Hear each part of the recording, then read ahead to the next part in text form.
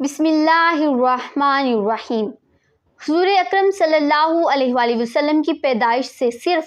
55 دن پہلے یمن کا بادشاہ ابرہہ ہاتھیوں کی فوج لے کر کعبہ ڈھانے کے لیے مکہ پر حملہ آور ہوا تھا۔ اس کا سبب یہ تھا کہ ابرہہ نے یمن کے دارالسلطنت صنعاء میں ایک بہت ہی شاندار اور عالیشان گرجا گھر بنایا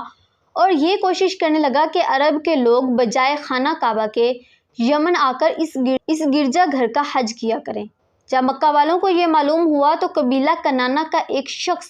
غیظ و غضب میں جل بھن کر یمن گیا اور وہاں کے گرجا گھر میں پخانہ پھیر کر اس کو نجاست سے لت پت کر دیا۔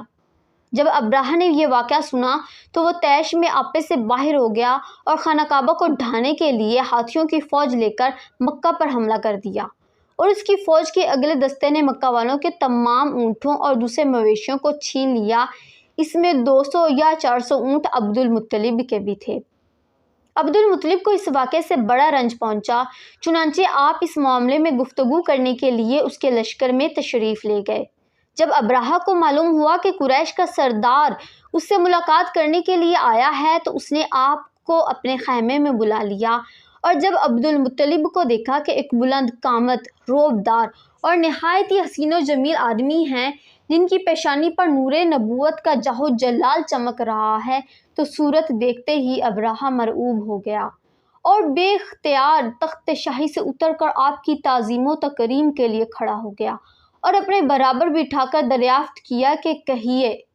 سردار قریش، یہاں آپ کی تشریف آوری کا مقصد کیا ہے؟ عبد المطلب نے جواب دیا کہ ہمارے اونٹ اور بکریاں وغیرہ جو آپ کے لشکر کے سپاہی ہانک لائے ہیں، آپ ان سب مویشیوں کو ہمارے سپرد کر دیجئے۔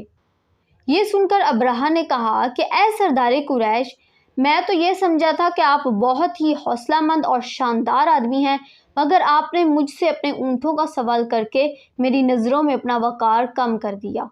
اونٹ اور بکری کی حقیقت ہی کیا ہے؟ میں تو آپ کے کعبہ کو توڑ پھوڑ کر برباد کرنے آیا ہوں، آپ نے اس کے بارے میں کوئی گفتگو ہی نہیں کی۔ عبد المطلب نے کہا کہ مجھے تو اپنے اونٹوں سے مطلب ہے، کعبہ میرا گھر نہیں ہے بلکہ وہ تو اللہ کا گھر ہے اور وہ خود اپنے گھر کو بچا لے گا، مجھے کعبہ کی ذرا بھی فکر نہیں۔ یہ سن کر ابرہہ اپنی فرعونی لہجے میں کہنے لگا کہ اے سردار مکہ، سن لیجئے، میں کعبہ کو ڈھا کر اس کی اینٹ سے اینٹ بجا دوں گا اور روئے زمین میں اس کا نام و نشان مٹا دوں گا، کیونکہ مکہ والوں نے میرے گرجا گھر کی بڑی بے حرمتی کی ہے، اس لیے میں اس کا انتقام لینے کے لیے کعبہ کو مسمار کر دینا ضروری سمجھتا ہوں۔ عبد المطلب نے فرمایا کہ پھر آپ جانیں اور خدا جانے، میں آپ سے سفارش کرنے والا کون؟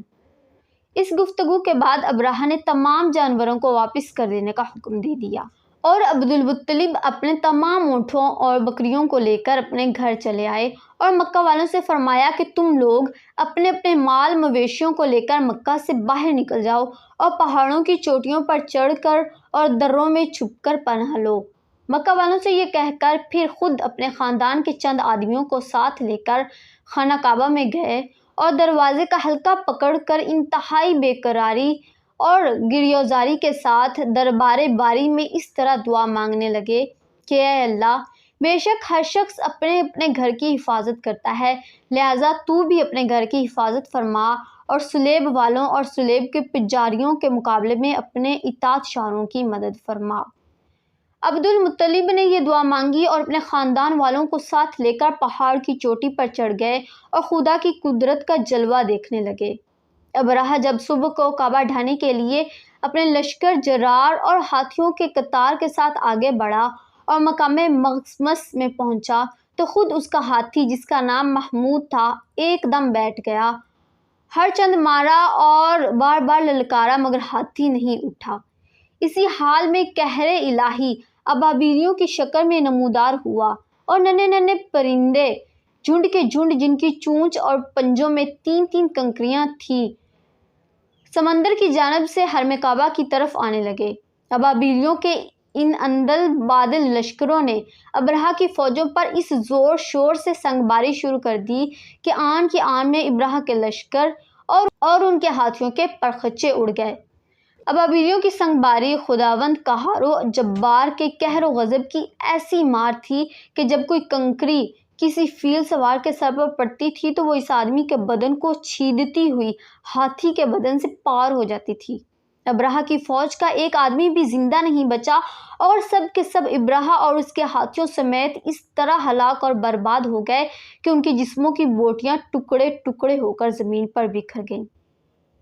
جب ابرہہ اور اس کے لشکروں کا یہ انجام ہوا تو عبد المطلب پہاڑ سے نیچے اترے اور خدا کا شکر ادا کیا۔ ان کی اس کرامت کا دور دور تک چرچا ہو گیا اور تمام اہل عرب ان کو ایک خدا رسیدہ بزرگ کی حیثیت سے قابل احترام سمجھنے لگے۔